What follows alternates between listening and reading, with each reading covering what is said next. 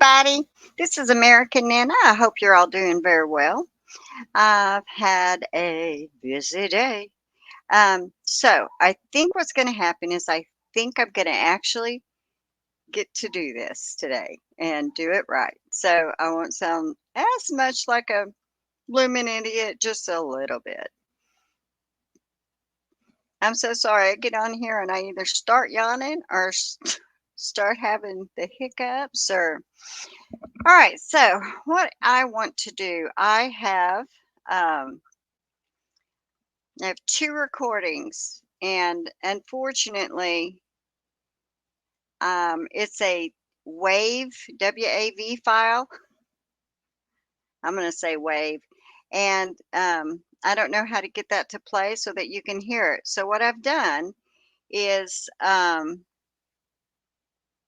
I've listened to it over and over. There's a couple of words that I can't quite get, but I've got most of it.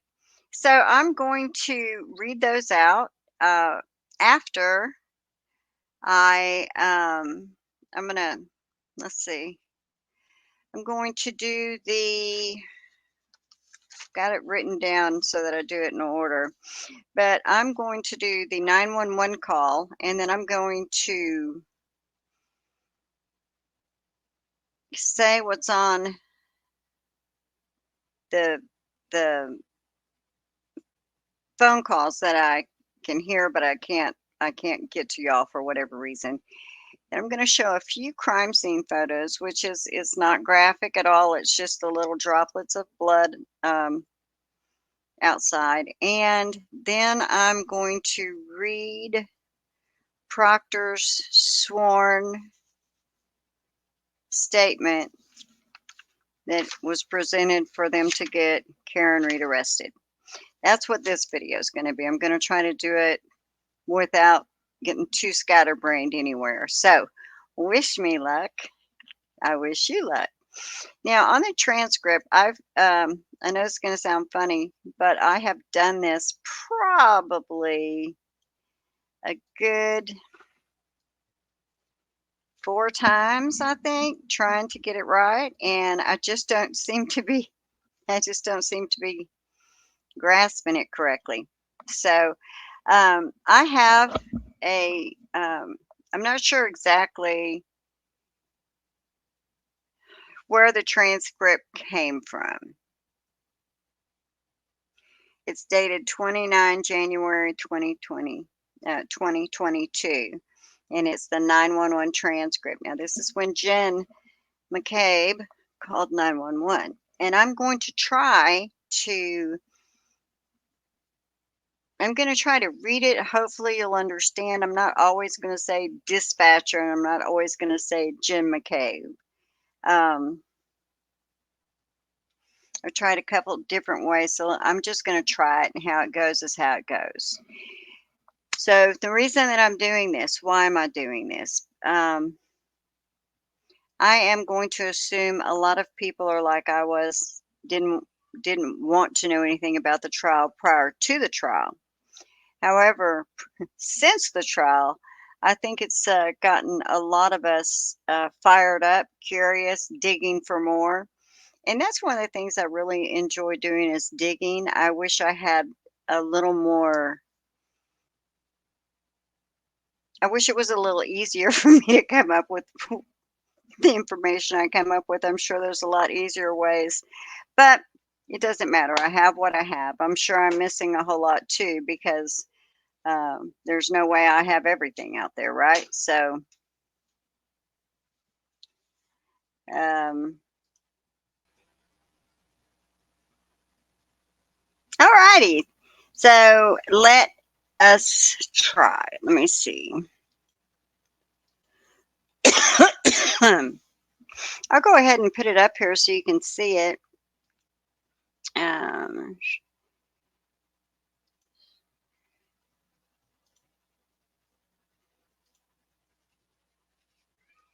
okay. All right. So, like I said, I'm not really sure where this came from.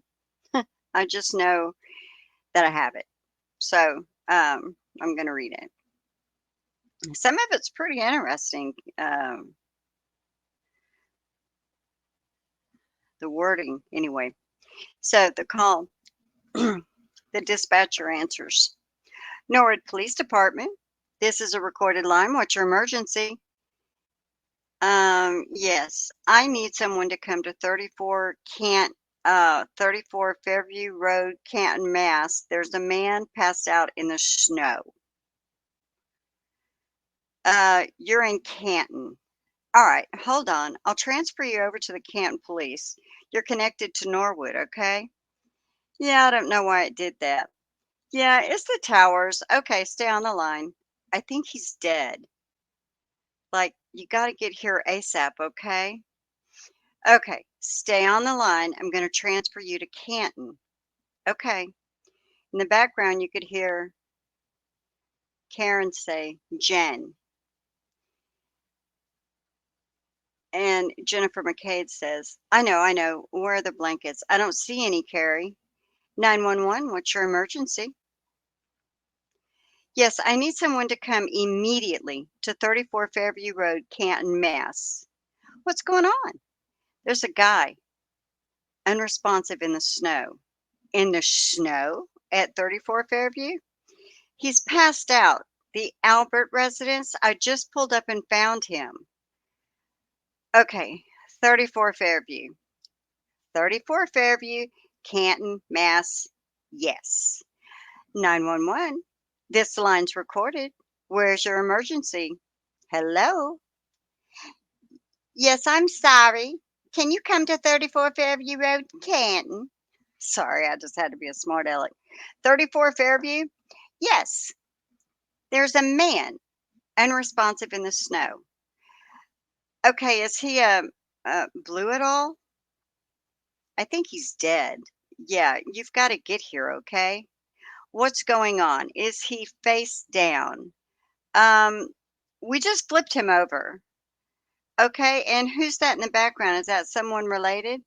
That's his girlfriend. His name is John O'Keefe.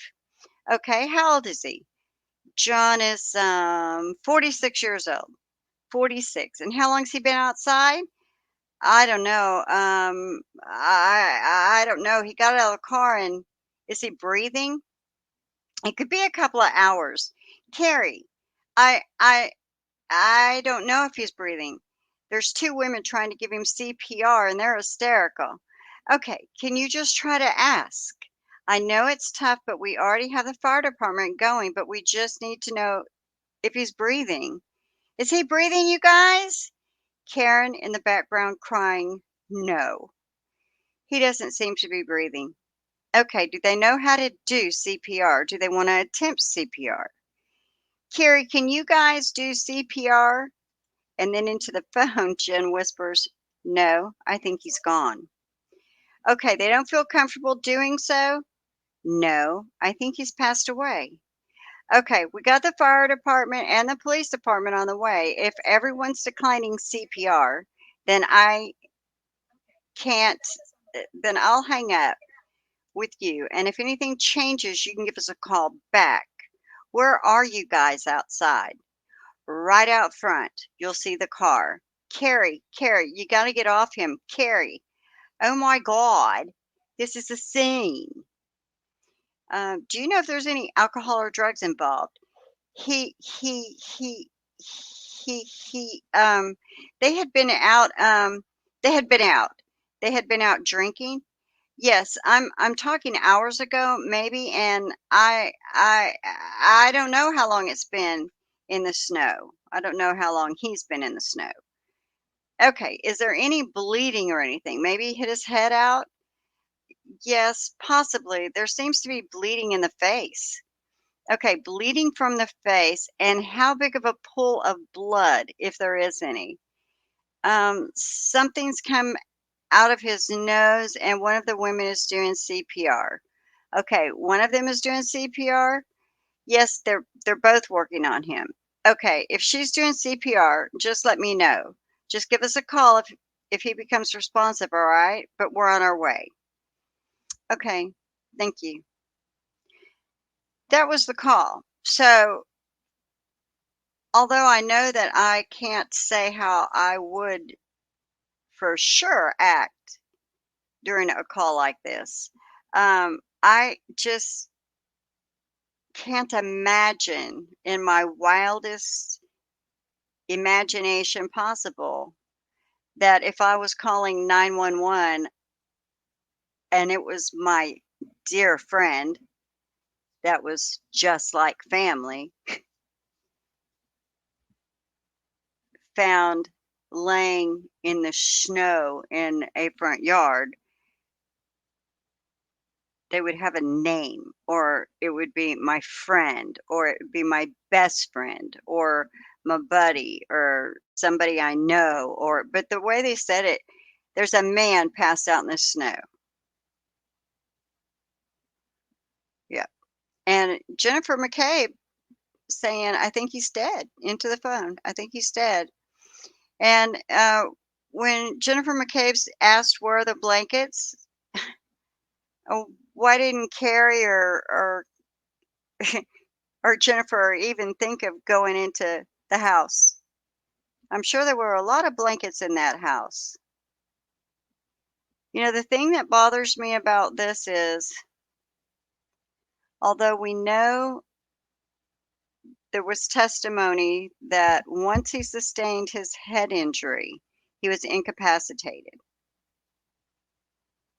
which means when they laid him out in that yard, he was alive. He was alive. Jennifer also said he got out of the car. She said, I don't know how long he's been outside. If she would have thought that Karen had dropped him off at midnight or 12:30 or 1, then she would have said, "Oh, I saw him out front about 1 a.m., right? Or 12:45 or 12:30." Wouldn't you think? It would have been, I saw him outside at blah blah blah time. But surely it can't be from then. But none of that conversation took place, right? So that just I don't know. That just was that's what it is. Okay, folks, that's the 911 transcript. Now, the other thing I have two recordings, and these, like I said, I don't know how to use the file that I have them downloaded under. So, on 29 January of 2022 at 6:26:26 a.m., a call was received at the police department. I think the person that answered, I think their name was Ellie. I can't I can't make out who the person was that called. Maybe in testimony it'll come out. But this is a very, very interesting conversation right here. And I don't remember this being in evidence. So somebody called the police department, somebody, one of these yahoos that supposedly did the investigation. And so when the call comes in, I'm pretty sure it's Ellie that answers the phone, and then she provides, that it's a recorded line. I can't remember what else she said. He says his name. I can't make it out. I've listened to it a good 15, 20 times. I don't get it. So, but I can tell you what it says. The question that comes in, what's the address to that scene? Is it by his house or is it on Fairview? Because Lieutenant is asking me, what's going on Fairview? Yeah, it's 32 Fairview Road. Okay, so it's not even his house. Okay, perfect. All right, I'm on my way.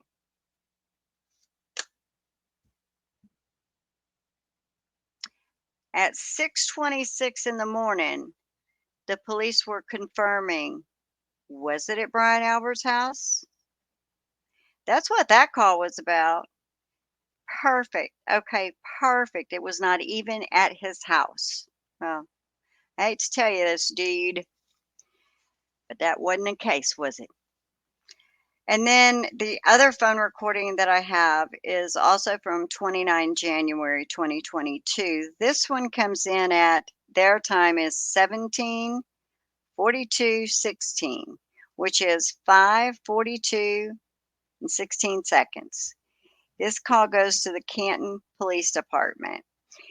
This call was placed by Berkowitz. I think the person that answered the phone was Theodore. This was a very, very short call, but listen again, the time, 5:42 in the evening. Isn't that when they claim that the car was brought into the Sallyport? Anyway, this is Berkowitz's phone. I'm going to assume it's Berkowitz talking. Can you shut the barracks door, please? 10-4. Good deal. That was it. So those are the main two things we've got going right there. Now the other thing is the crime scene photos, and this is the initial crime scene, not after somebody else came, but the initial one. Um, there are blood splatterings in the snow, so it's up to you if you want to look. If you don't want to look, I'm going to say look away less than 5 minutes, or if you just want to listen, you'll know when I take down the photo. So, the amazing thing to me is we have a Boston police officer. I know that I keep saying that, and the reason is because most of the time when it is your own brother, when it is your own sister that you work with day after day after day, you become a family, brother and sisters in the police department. But although any murder, death of anyone deserves major, major attention. The most interesting thing to me is that when it is someone in law enforcement, you have everybody that's available at that scene. You have everybody that's available working that case.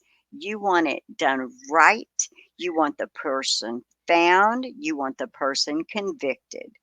So when you tell me these are the photos of where Officer John O'Keefe was discovered, that's a pretty big investigation right here. I mean, oh, I'm so sorry. I'm just pointing away. So here we go. We have some crime scene photos. Now, I don't know. I'm assuming that they're saying this is where he was laying and that, you know, the ground underneath is grass and that's why supposedly they wanted to say that she did it. But the problem with this, there's a couple of different things. The problem is it was only lightly snowing when Officer John O'Keefe would have been struck by the vehicle had Karen Reed been the one that harmed him. And these pictures, there's a couple things, which is I know that the blood splatters came up with the leaf blower, and they said that it was a very light dusting of snow. So if a light dusting of snow, and then you get to the blood splatter. The interesting thing about the blood splatter is how did it happen? Because mind you, once he sustained his head injury, literally he was incapacitated. He needed medical attention right then. They needed to get that pressure off that brain. And it makes absolutely no sense to me now that we've watched the trial that this this spattering of blood is so high up on the snow. And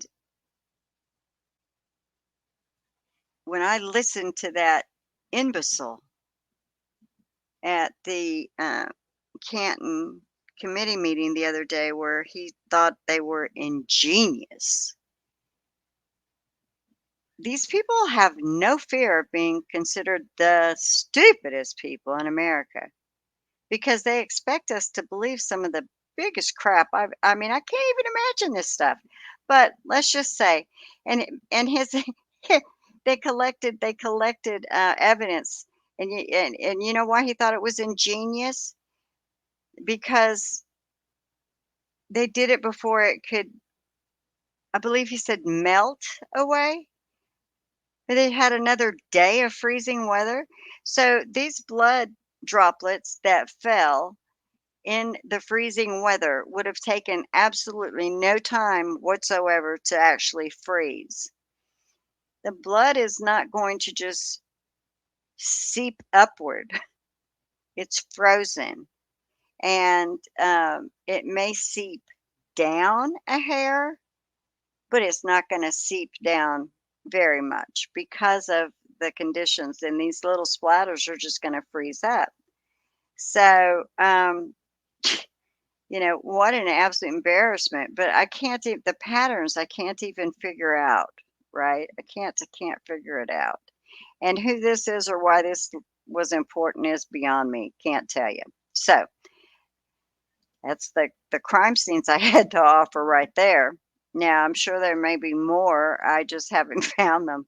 And literally, I have a lot of different things, but no. And the next thing that we're gonna cover is, let me find it, it's, transcript to arrest. Okay, hold on, let me look for it. Okay, folks, so the next thing that we have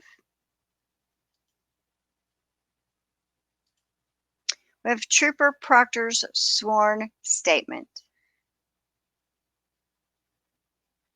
Now, it was written on February the 1st. I want you to remember, this is where we want to keep our timeline. We want to start right here because 29 January 2022.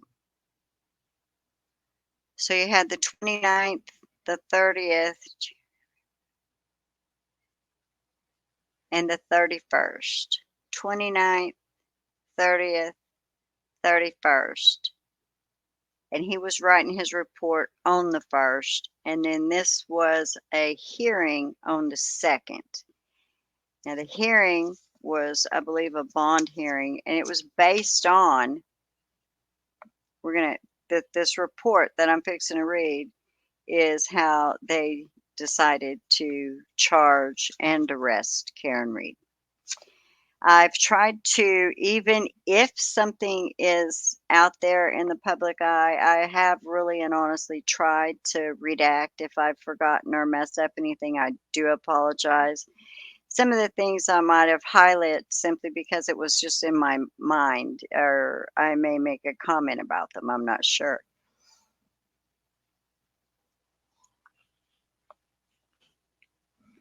Excuse me, I'm so sorry. So this is about 9 pages, and I'm going to try to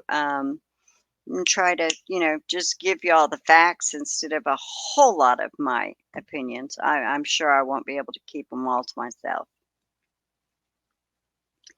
I, Michael D. Proctor, being duly sworn, depose and state that the following is true to the best of my knowledge. I, Trooper Michael Proctor, number 3863, am a Mass State Police officer, and I have been a police officer since 2013. I am presently assigned to the State Police Detective Unit at the Norfolk County District Attorney's Office and have been so since September 2019. During that time, I've investigated and processed serious and violent crimes, including murder, suicides, sudden, suspicious, and unattended deaths, along with drug investigations.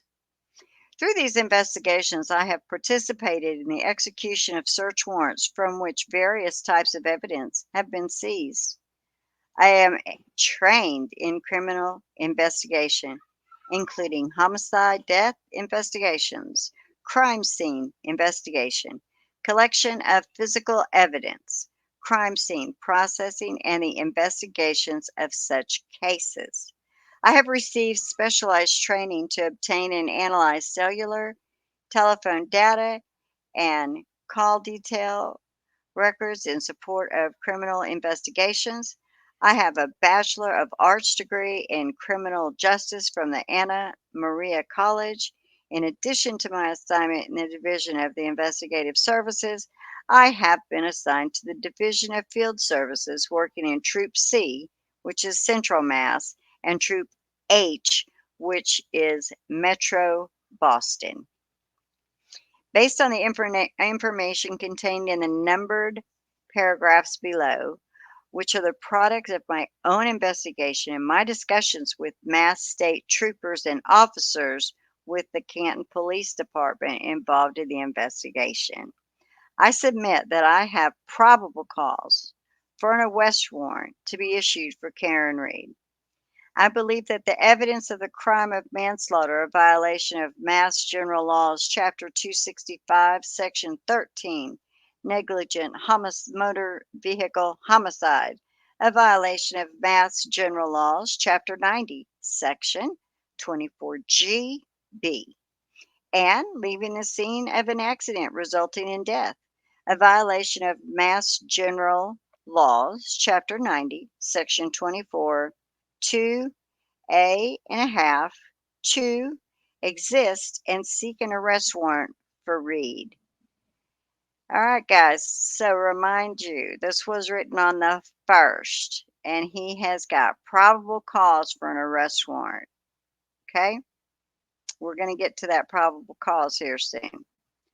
On January 29th, 2022, at approximately 6:04 a.m., Canton Police Department received a 911 call from a woman reporting a male party, John O'Keefe, found in the snow at 34 Fairview Road.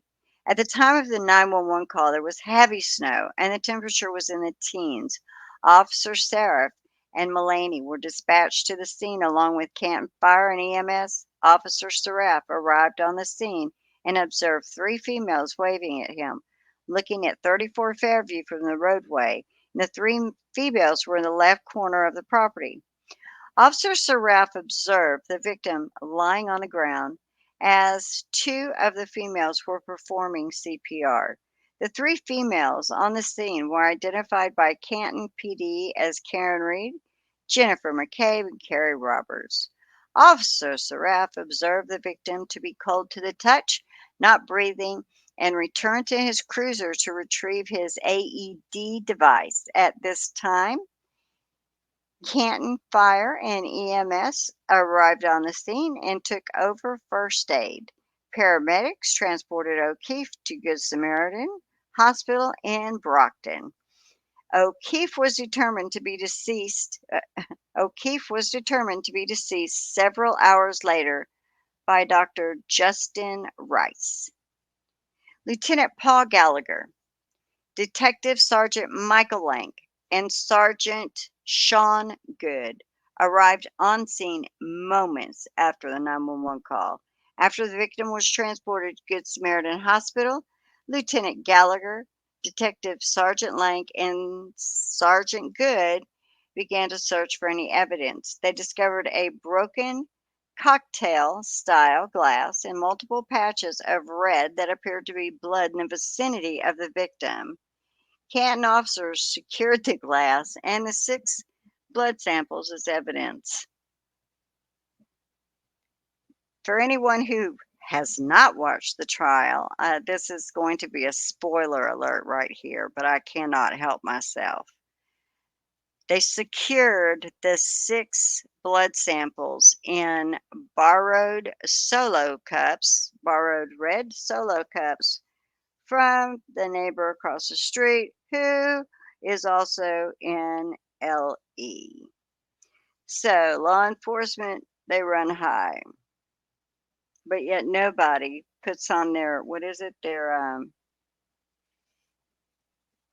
cameras, or maybe they didn't have them in. I don't know.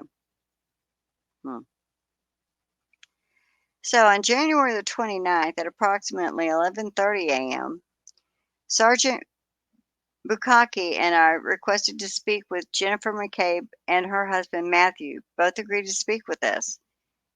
Mm.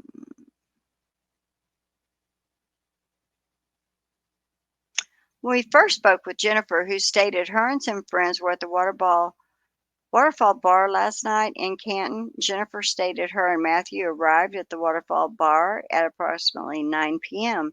At approximately 11 p.m., John and Karen arrived at the Waterfall Bar. Together, John and Karen have been in a dating relationship for 2 years, and Karen stays at John's house most nights. Jennifer observed Karen Reed walk into the bar holding a cup from C.F. McCarthy's with a clear liquid inside, what she believed to be a vodka soda drink. Jennifer observed John wearing a baseball hat, jeans, and sneakers. So she doesn't remember any type of clothing, any shirt or whatnot, right? Just that.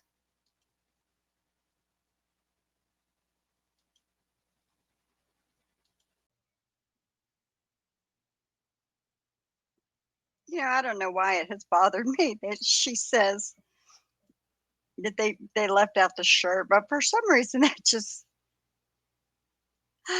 it just gets my goose for some reason. I don't know what it is, but it's like no shirt, no shoes, no service. At least that's what it was when I was growing up. But seriously, she couldn't describe. I mean, she couldn't have said he was wearing a brown shirt, black shirt. I mean, he was wearing a baseball hat, jeans, and sneakers. So, yeah, dude. Anyway, so, oh, geez. All right. So let's see.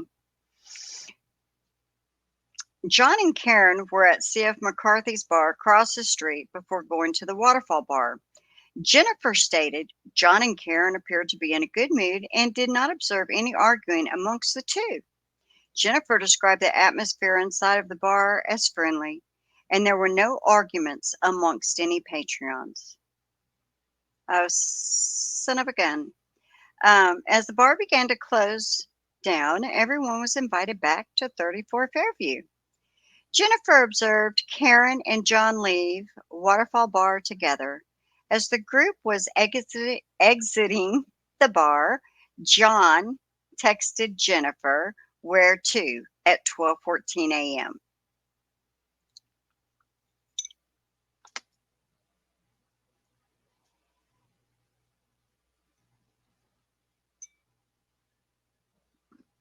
Sorry. Jennifer replied with the address 34 Fairview Road. At 12:18 a.m., John called Jennifer to ask where the house was located on Fairview Road. Well, inside the residence, Jennifer observed a black SUV arrive in front of 34 Fairview Road from the front door. Jennifer texted John at 12:31 a.m. Hello. And at 12:40 a.m., texted, "Pull up behind me." Jennifer observed the black SUV move from the initial place. The vehicle stopped on the street near the driveway and then proceeded to the left side of the property. At 12:45 a.m., Jennifer texted John, "Hello," and then observed the black SUV drive away. Jennifer stated they discovered John in the area where she last observed the SUV left side of the property at approximately 4:53 a.m. Jennifer received a call from Karen looking for John. Karen was distraught and drove to Jennifer's house. all kind of reads together, doesn't it? Karen told Jennifer she last remembered seeing John at the Waterfall Bar. Jennifer informed Karen she observed John and her leave the bar together. Jennifer drove Karen's vehicle from her house back to John's because Karen was too hysterical to drive and had Carrie Roberts follow them. Wait a second, is this the wrong page? Nope, that's the right page, but it's just so all right, let me get back.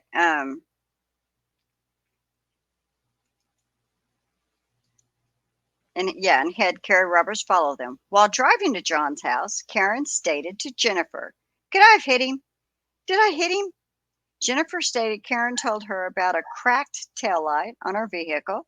Once they arrived at John's house, Karen had Jennifer look at the cracked taillight. Jennifer described the passenger side right rear taillight as cracked. Jennifer and Karen entered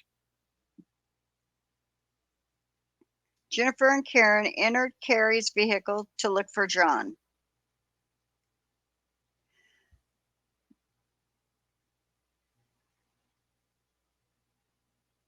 Doesn't say anything about going in the house or any of that. So I was just looking to see. I mean, so many parts missing.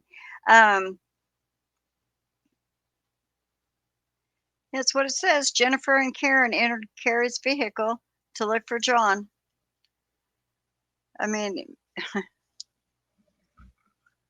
wow. Karen was seated in the back as Carrie drove, and Jennifer was seated in the front passenger seat.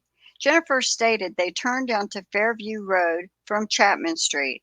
At the time, it was snowing heavily, creating poor visibility.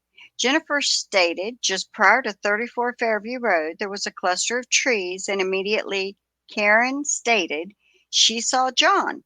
Jennifer and Carrie were not able to see John and initially confused by Karen's statement. Jennifer stated Carrie began wiping snow off John as Karen laid on top of him for warmth and then began CPR.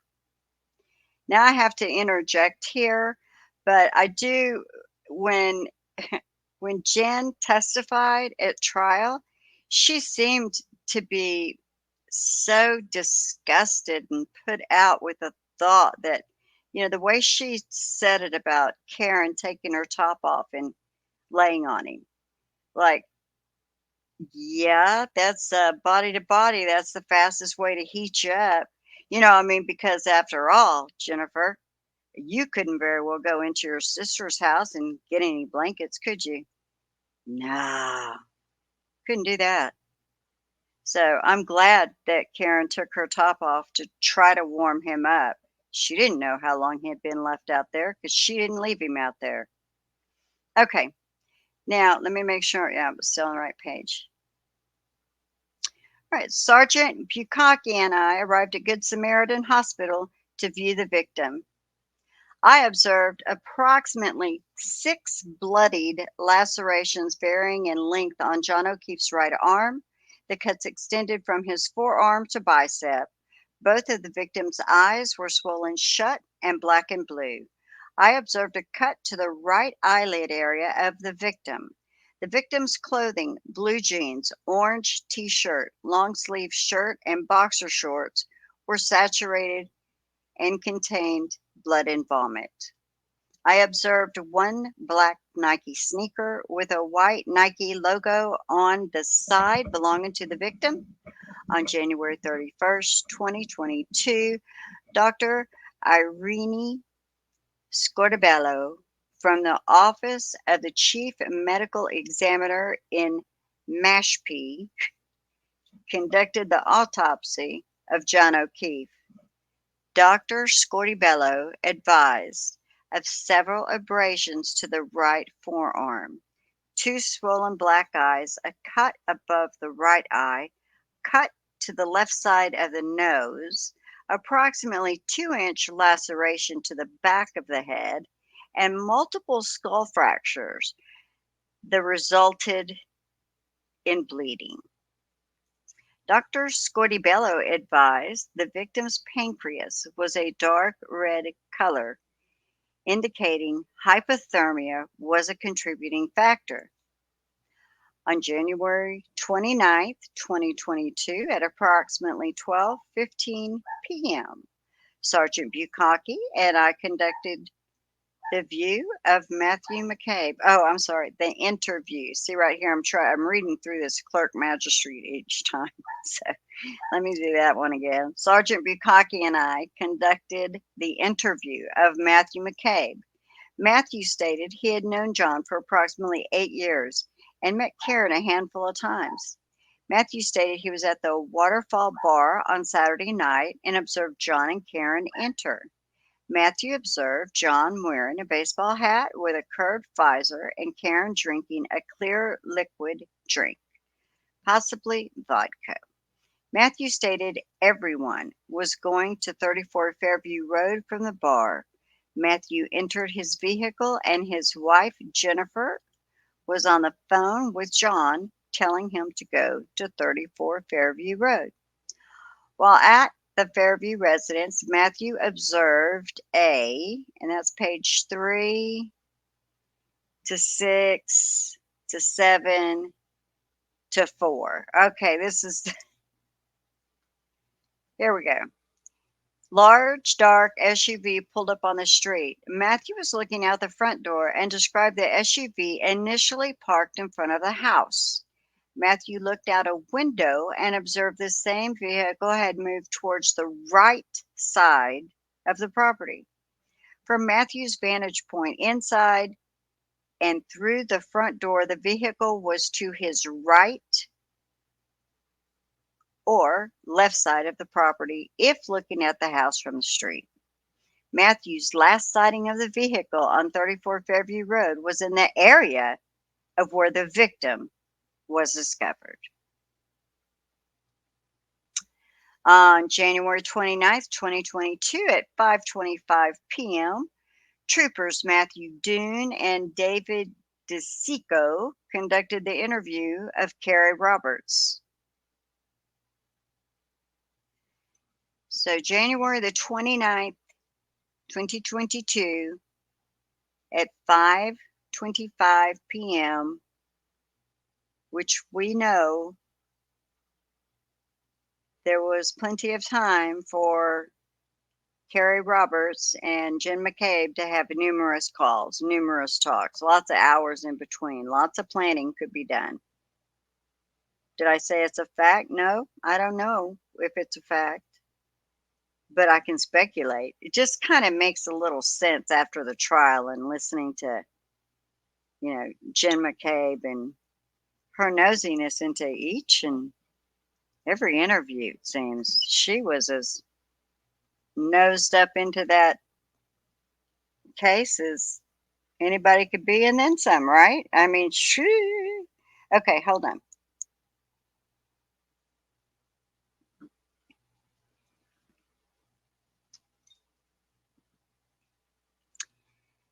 At approximately 5 a.m., Carrie received a phone call from Karen stating John did not come home. It was snowing and she was worried. Carrie met Karen at Jennifer McCabe's house and observed Karen to be hysterical. Carrie stated she believed Karen was still intoxicated in the morning and told Carrie she did not remember last night. Karen stated, I was so drunk, I don't even remember going to your sister's house last night. I'm going to interject with my thought here, but there's just something about that statement. I don't think it came from Karen Reed. I mean, call me suspicious. That's all you can call me.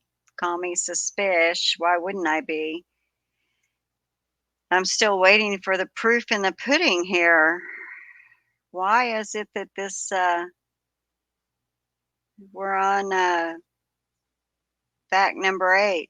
Why is it not even halfway convinced me? I mean, we've gone in 6 pages. Okay, I'm sorry. Then it said Jennifer's sister lives at 34 Fairview Road. But you know, they didn't mention that like it was a I mean, just like in passing, she lives at 34 Fairview Road. And I'm not going to see any questions about her going into 34 Fairview, why she, well, anyway, okay, this is where I can ramble. I'm going to stop. So, Carrie followed Karen's black Lexus SUV back to John's house. Carrie drove Jennifer and Karen to 34 Fairview to look for John. Carrie described the weather as whiteout conditions as they were driving around. As they arrived at 34 Fairview Road, Karen stated, "There he is. I see him from inside the vehicle." I'm sorry, I can't help myself, but I'm surprised they didn't have her skiing in the back, holding on to skis and her face half blocked. And that's why they know she did it, because there's no way she could have seen anything. I'm glad she was actually inside the vehicle. And this mention of snow and whiteout conditions, and the way Lally put it to the jury, well, yeah, to the jury, the way he presented it, the case, it was like he wanted to make you think that, you know, John O'Keefe had been left out in this horrific, which it was, I mean, for a human being to be left in. But when Karen went home, it was barely starting to stick to the ground. It was not whiteout conditions. I mean, you know, but the way they present it, because of how it was when John O'Keefe was found, I think that it's done in a manner to try to confuse people, because really there's just no need to even keep bringing it up. But he kind of pounds it into where it's really, they're sickening after a while. All right, so I couldn't help myself. Carrie stated only Karen saw John, as he was covered in snow and through whiteout conditions. Carrie stated after they exited the vehicle, Karen stated, "I see him." Carrie still was not able to see John at that point due to the weather conditions. Carrie observed John approximately 12 feet from the roadway, swollen right eye with a laceration above it, and blood around the nose and the mouth. Carrie stated they began CPR and called 911. On February the 1st, 2022, I, Trooper Proctor, spoke with Carrie via phone. Carrie stated on January 29th, 2022, at approximately 5 a.m., she was contacted by Karen. Carrie answered the phone to hear Karen state, "He's dead, Carrie, I wonder if he's dead. It's snowing. He got hit by a plow."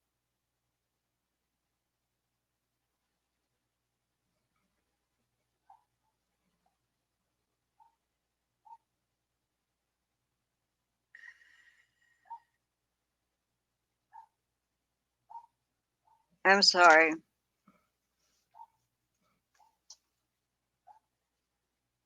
but I don't understand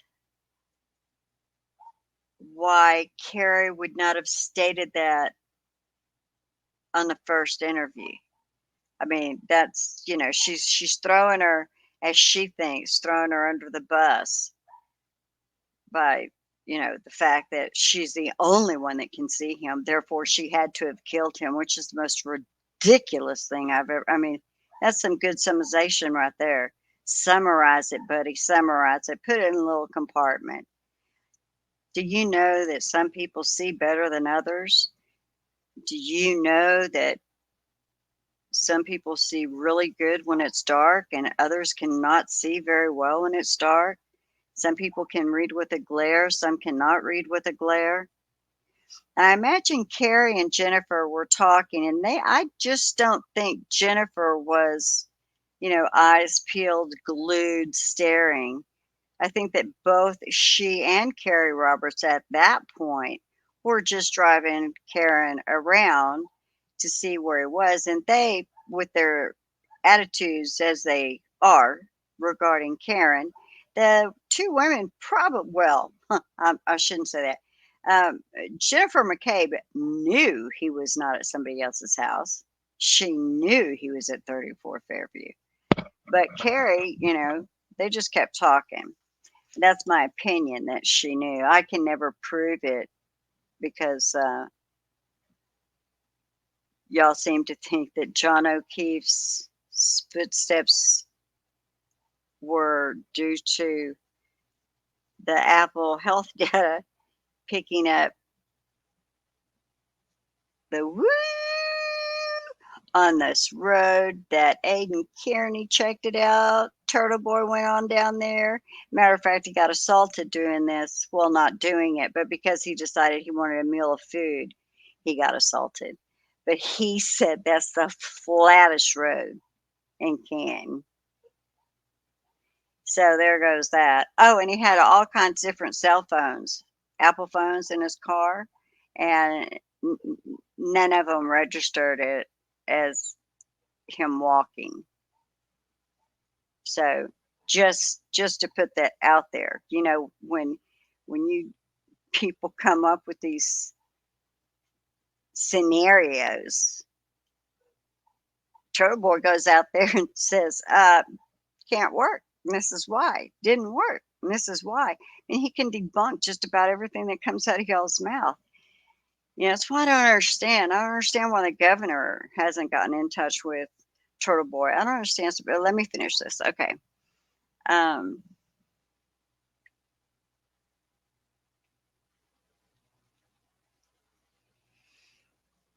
I see where I was. I was so shocked because of the comment she made on February 1st that she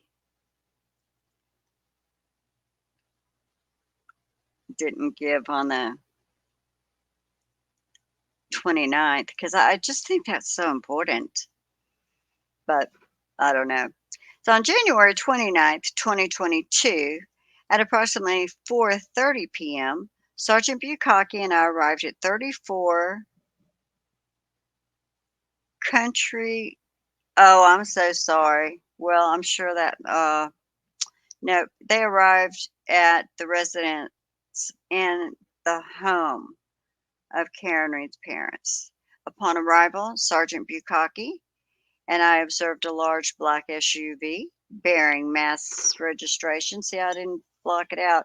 The vehicle is registered to Karen Reed. The vehicle is parked outside in the driveway in front of a garage door. Hold on one moment.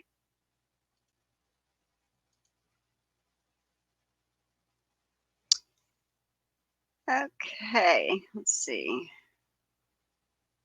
On January 29th, 2022, at approximately 4:30 p.m., Sergeant Bukaki and I arrived at Dighton, the resident home of Karen Reed's parents. Upon arrival, Sergeant Bukaki and I observed large black SUV bearing Mass plates. The vehicle is registered to Karen Reed. The vehicle was parked outside in the driveway in front of a garage door. We observed the rear right passenger side tail light to be shattered. Large piece, a large red piece, a large red plastic piece. I think I got it now. A large red plastic piece. You hear the doors. We've got a little slumber party happening. Was missing from the tail light. Sergeant Bukaki and I were observed inside by the homeowners.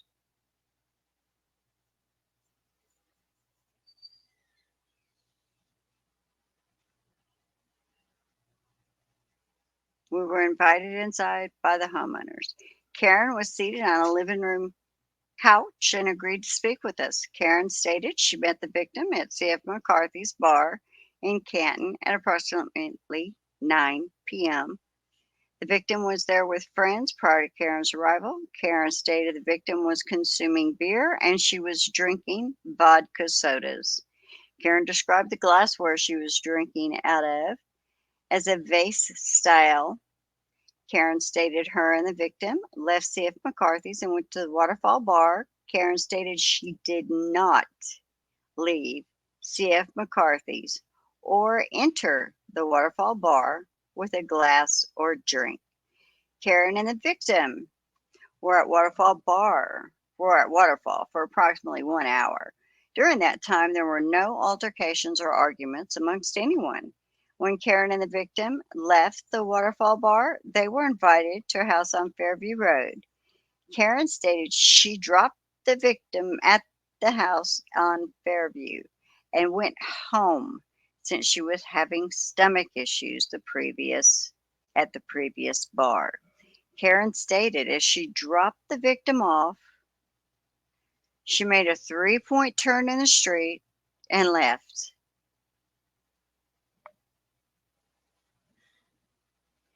Karen did not see the victim enter the house. Karen told investigators she first observed the broken taillight in the morning and did not know how she broke it last night.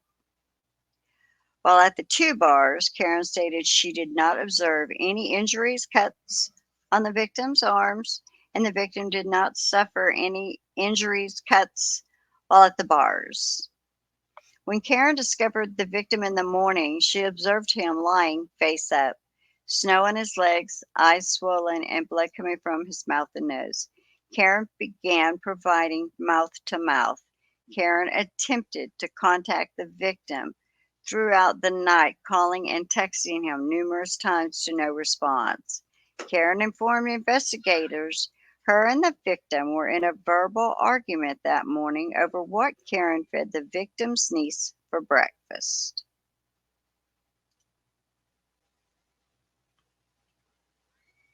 It's going to start getting really rich right here.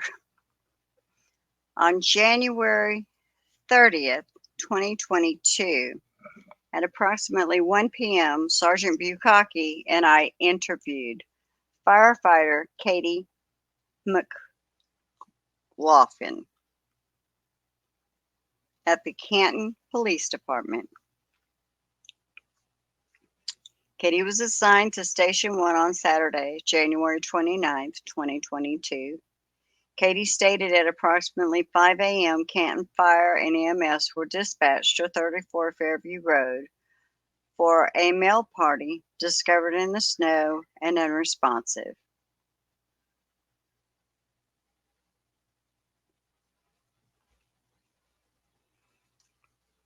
Upon arrival, Katie observed the victim being worked on by paramedics.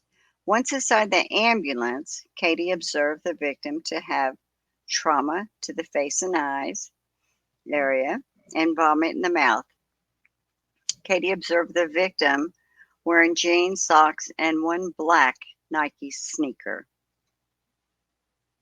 The victim's shirts were cut and chest exposed for chest compressions. Katie exited the ambulance to speak with Karen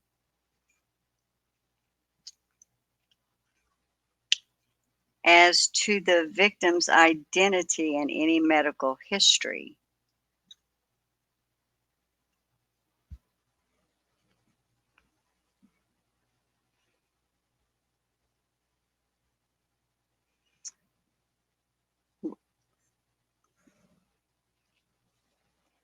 I'm just trying to think.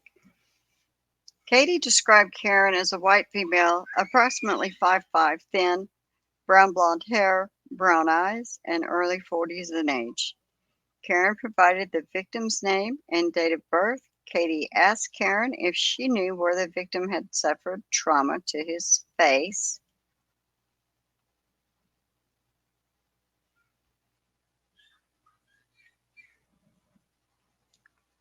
And there's a few words, I don't know what it says.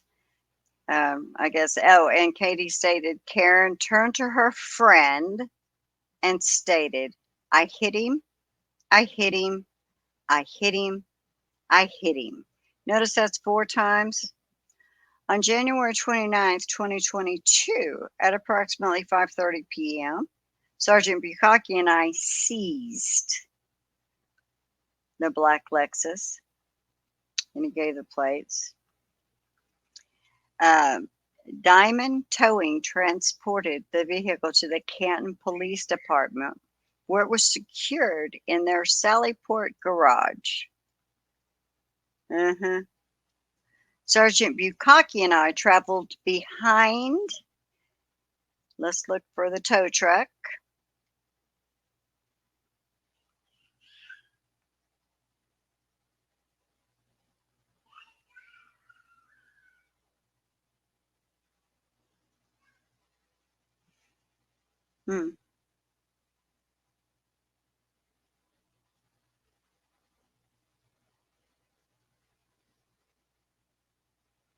Yeah, there it is. Tow truck from the residence to the Canton Police Department.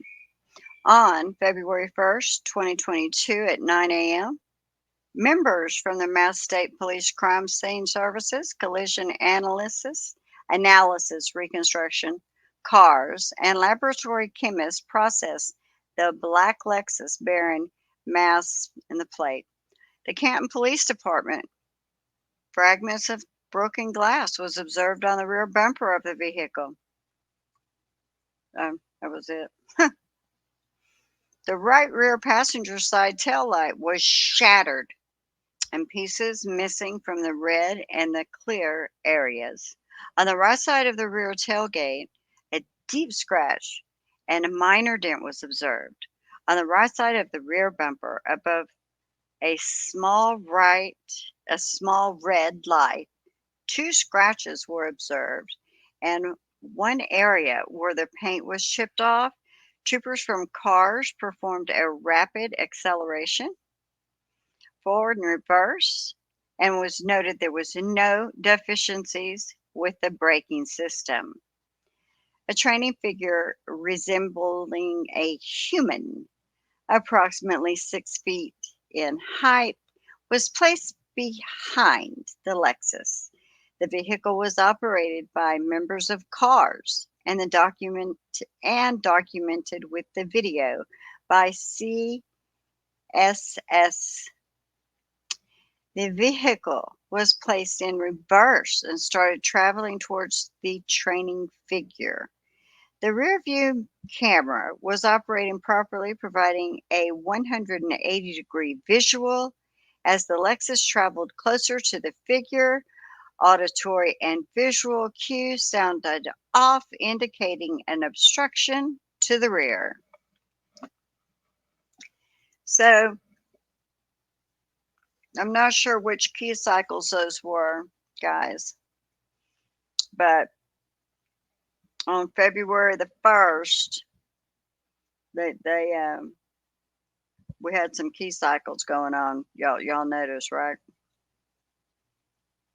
Because their key cycles are all out of order in the trial. So on January 29th, 2022, the Mass Special Emergency Response Team, CERT, was activated to assist in searching for potential evidence outside of 34 Fairview Road. When looking at 34 Fairview Road from the street, there's a fire hydrant on the far left of the property. Members from the CERT located a black Nike sneaker with a white Nike logo along the side.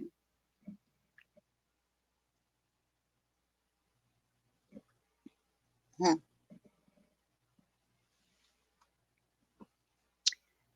sneaker located by CERT matches the one sneaker the victim was wearing at the time he was transported by EMS to Good Samaritan Hospital. In the same area, 2 red plastic pieces of taillight were discovered, consistent to the missing pieces on Karen Reed's black Lexus SUV. One piece of clear plastic of a taillight was located in the same area, also consistent with a broken taillight. It looks like it's from Lexus SUV. Broken taillight or of less. Based on the information above paragraphs. Okay, I have to stop for a minute here.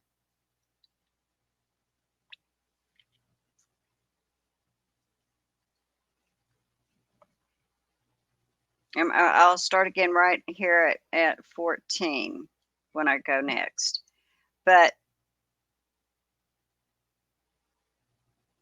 my brain is just, it's doing this because this is why Karen Reed was able to be arrested. This is why they were able to put her in jail. This is why. It's based on his report, his observance, his, he can talk about all the other people all he wants, but they're going to say whatever he tells them to say. I have no doubt. I don't believe a word of it. But the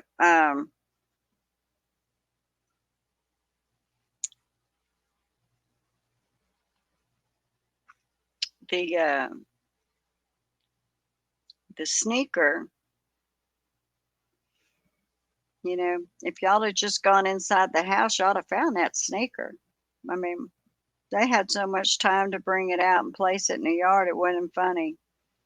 But you never thought to look in the house. I mean, after all, the people in the house stayed asleep for everything. They stayed asleep while he was hit by a car. They stayed asleep while, I'm assuming they must have had some kind of screaming fight. Oh, wait, they couldn't be asleep during the accident. They were actually hosting the party.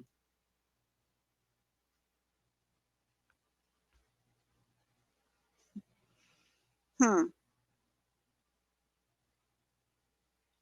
I mean, it's just so interesting that there is not any information about the people inside 34 Fairview. But let me finish reading this. I'm so sorry. Based on the information above paragraphs, witnesses' statements, evidence recovered at the scene, damage to Karen Reed's Lexus SUV consistent to items located at the scene, to the trauma to the victim, and statements made by Reed to friends. I believe that the crimes of manslaughter, a violation of Mass General Laws, Chapter 265, Section 13, negligent motor vehicle homicide, a violation of Mass General Laws, Chapter 90, Section 24G, B, and leaving the scene of an accident resulting in death, a violation of Mass General Laws, Chapter 90, Section 24, 2A and a half, 2, was committed at 34 Fairview Road, Canton. The victim being identified as one, John O'Keefe, date of birth 12/8/1975, suffered significant blunt force trauma and bodily injuries sustained him, proved to be substantial in the fact establishing the grounds for an issuance of an arrest of Karen Reed.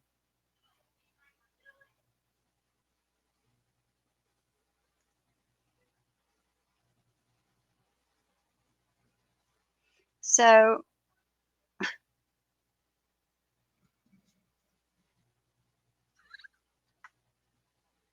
so that's it. That's all it took.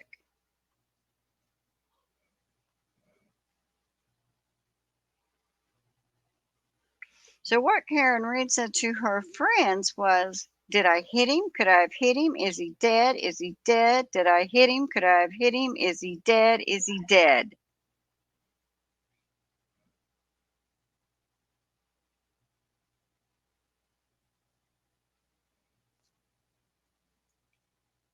And then according to, at that time, firefighter McLaughlin, she said, I hit him, I hit him, I hit him, I hit him.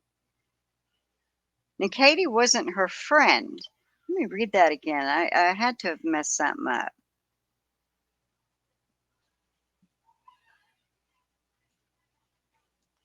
Based on above witness statements, evidence recovered, seeing damage to Karen Reed's Lexus consistent. The trauma to the victim and statement made by Reed to friends with an S. More than one. Based on the information in the above paragraph, witness statements, evidence, recovered, blah, blah, blah, scene, damage to Karen Reed's Lexus SUV consistent to items located at the scene, the trauma to the victim and statements made by Reed to friends. I believe that the crimes of manslaughter.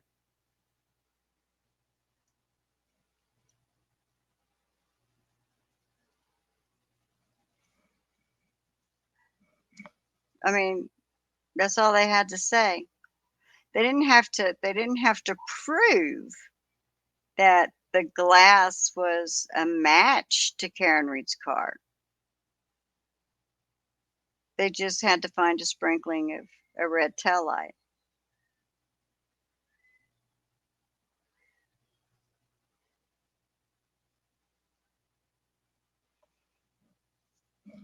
That, can y'all believe it? Can y'all believe it? Based on this thorough, non-biased investigation, Governor Healy, I hope you're listening. I hope you're listening. What I just read to you is how is the reason that Karen Reed was able to be tried. Okay, I want you to understand that they had um, absolutely no concrete evidence. There was no concrete evidence, and the only statement that she made to friends was, "Did I hit him? Could I have hit him? Is he dead? Is he dead? Is he dead? Is he dead? Did I hit him? Could I have hit him? Is he dead? Is he dead?"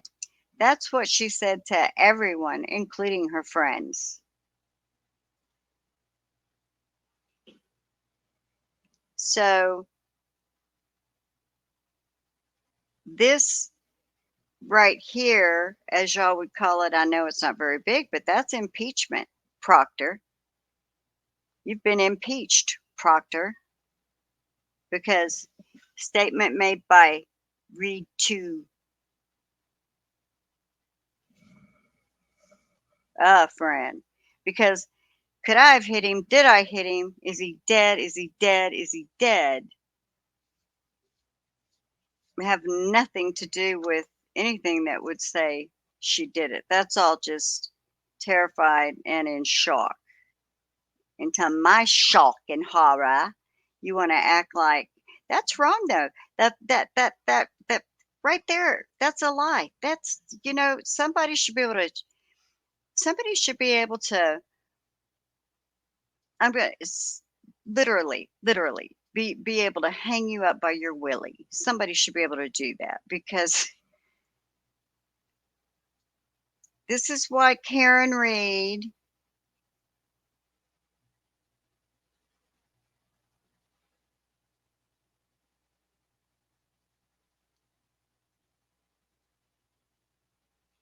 was able to be tried.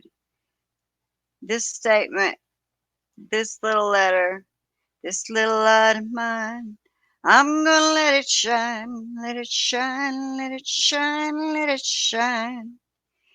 Don't worry, I won't ever quit my day job. I'm just coloring. Do y'all see that? We right here, and I'm just right here.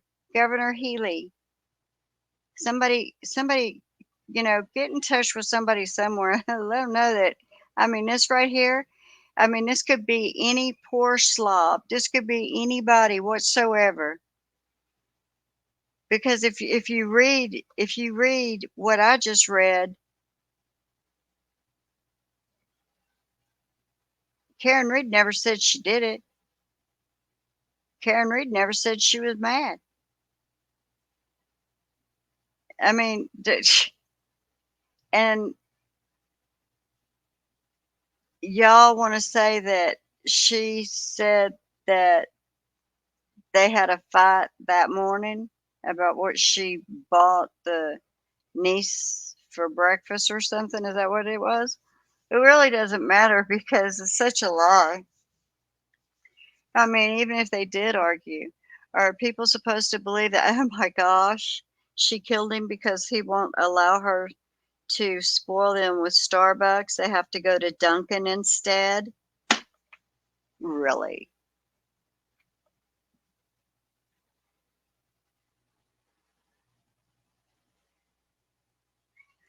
So, my question still remains after the trial, how did this get to trial? I don't get it. Does it? None of us understand. And I just read the document. Is this document right here is sealed the deal? Yep, that's very thorough police work. No. So I will have to be back. Let's see what do I have for next. Let me let y'all know what's next. Of course, I may have to do something regarding Canton because I'm still so mad about that. I think I will. 29 transcript crime scenes. Oh, okay. So, I think that I may can start on.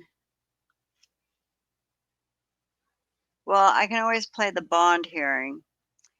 Um, but let's see. I've done January.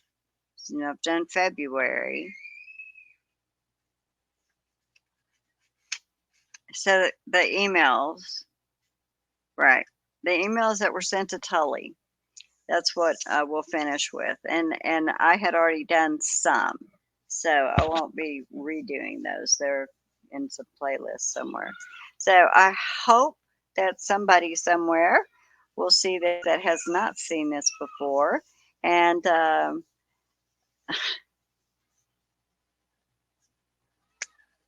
maybe you can tell me what I'm missing because I just don't see how this sworn statement by this sack of garbage would be enough to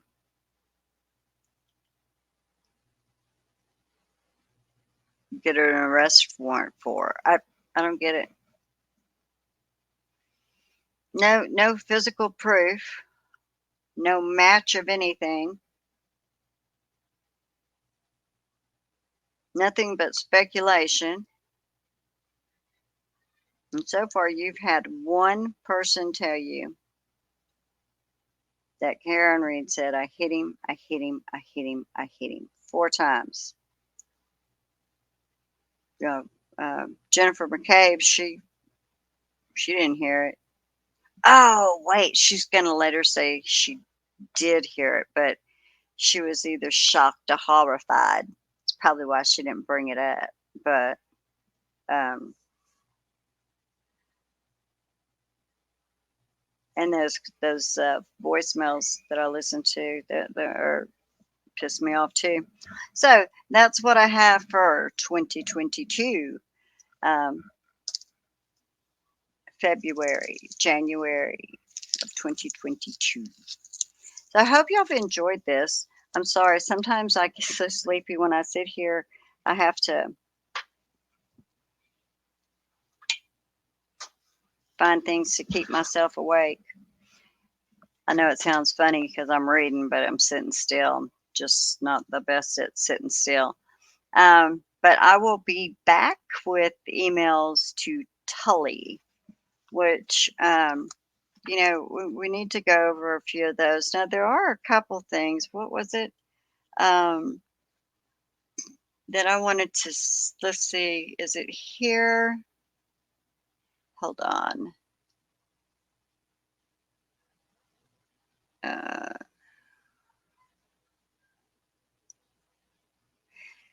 Yeah, I guess I wanna say this here. I keep thinking about it, but, you know, Governor Moore Healy could step in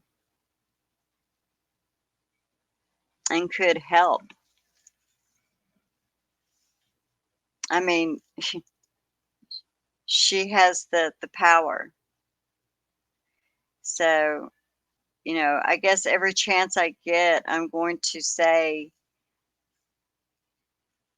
a couple of things, and it's gonna end up being over and over and over.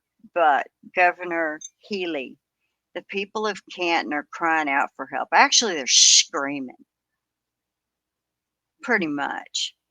And the town's now divided more now than it's ever been, with tensions escalating between Karen Reed and Jim McCabe's supporters. And you notice I said Karen Reed and Jim McCabe because long ago, this was not about Officer John O'Keefe.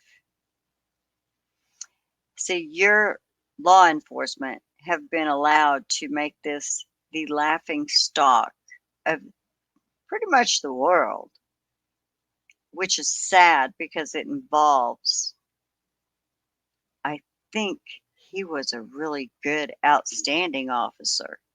I'm beginning to wonder if he may have been killed because of Sandra Birchmore case, because of the business, I mean, because of what he did on a daily basis. I think he could have ended up one of the people that would have gotten a call with possible or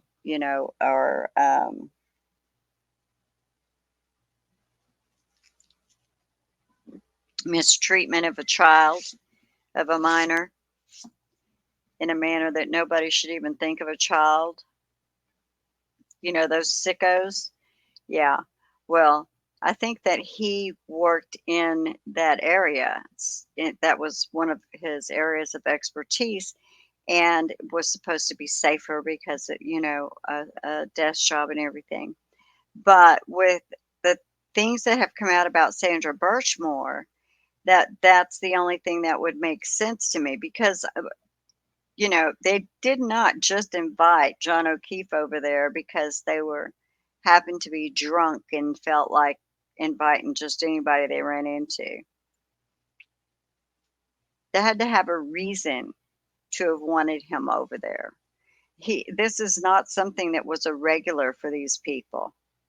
And they'd known each other for years. Known each other. So I think Governor Healy, because of how horrible this has been with Karen Reed, the absolute insanity. I believe it was Miss. I don't know. I don't know. It wasn't Miss O'Donnell. It was the lady that said something about her neighbors are too afraid to speak up because it'll either be their children or grandchildren, but somebody will pay the price for it.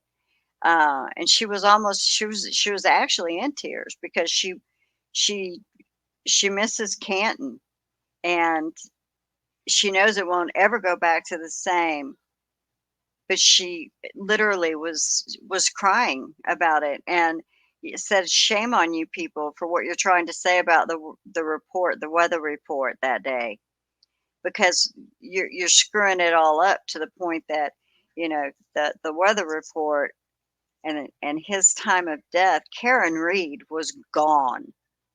She was home at One Meadows Ave, and I'm going to say home because that's where she spent most of her time from testimony. How can a respectable, and I'm going to go with that because of everything I've heard about Officer John O'Keefe, how can a respectable officer,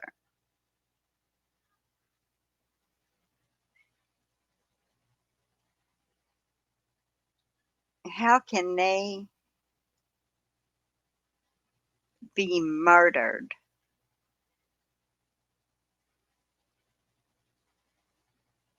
And not having all hands and, top notch work. The biggest, baddest experts to explain everything. So there is no question. Y'all let Trooper Paul up there, and he's,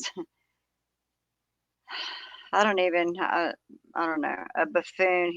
I don't think he even, no.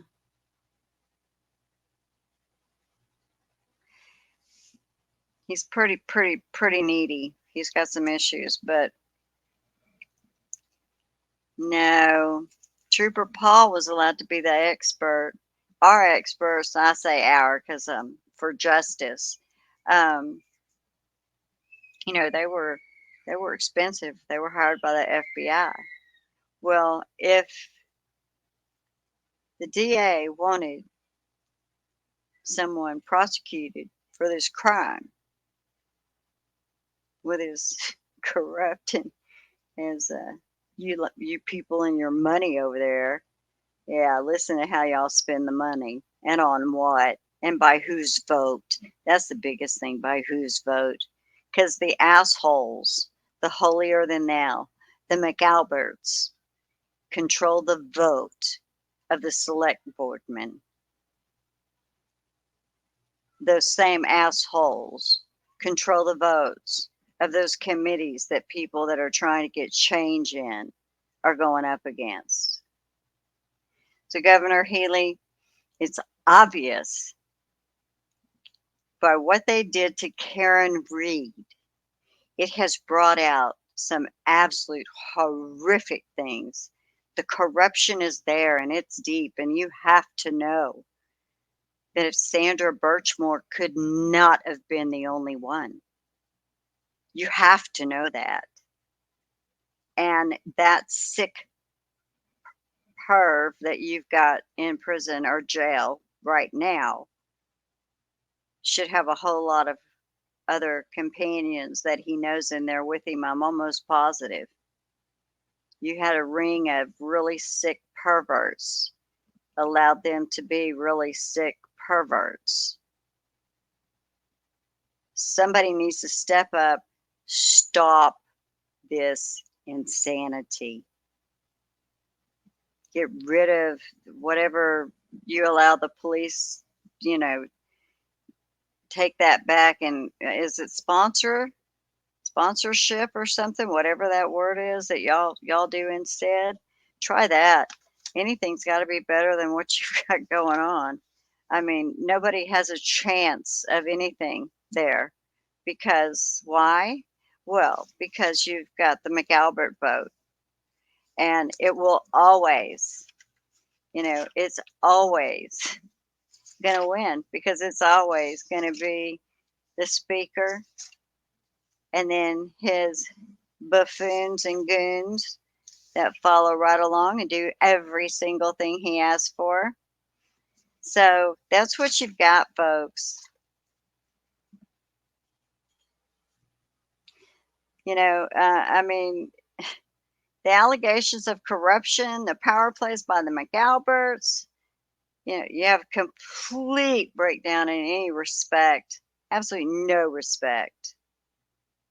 There's anything that comes from that side, it has to be vetted.